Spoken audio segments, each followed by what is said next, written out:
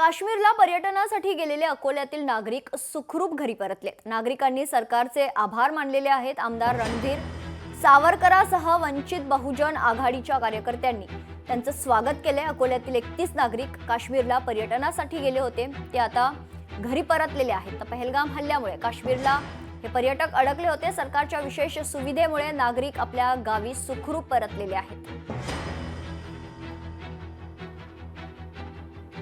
महाराष्ट्र शासनाचे आणि मोदी साहेबांचे तसेच अकोल्यातील सर्व आमदार खासदार आणि गुरुमाऊली टूर्स ट्रॅव्हल्सचे जे संचालक आहे अंबादास सबरे आणि पंकज साहू, या सगळ्यांचे आम्ही खूप खूप आभारी आहोत की त्यांनी मला माझ्या कुटुंबासकट जसंच्या तसं परत भारत म्हणजे महाराष्ट्रात वापस आणलेलं आहे आणि आमची विमानाची त्यांनी सोय केलेली आहे आणि मुंबईपासून ते अकोल्यापर्यंतची आमची ट्रॅव्हल्सची सोय पण महाराष्ट्र शासनानेच केली होती।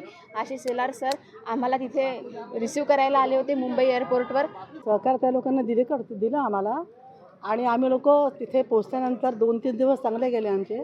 बावीसला हल्ला झाल्यानंतर जी भीती होती मनामध्ये, असं वाटलं घरी केव्हा पोहोचतो आपण, पण आम्हाला आंबेडकर साहेब, आमचे CM साहेब सगळ्यांनी भरपूर मदत केली। त्यांच्यामुळे सुखरूप आम्ही मुंबईला पोहोचू शकलो आणि मुंबई टू अकोला त्यांनी छान गाडी करून दिली आम्हाला, त्यांनी आम्ही अकोला सुखरूप पोहोचलो। तिथं घटना घडल्यानंतर आपले खासदार अनुभव धोत्रे यांचा त्यांनी संपर्क साधला।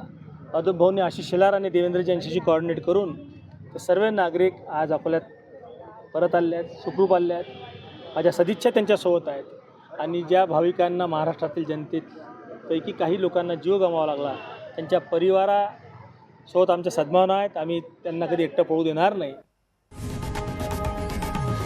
लोकशाही मराठी ऐका, पहा, जागरूक रहा।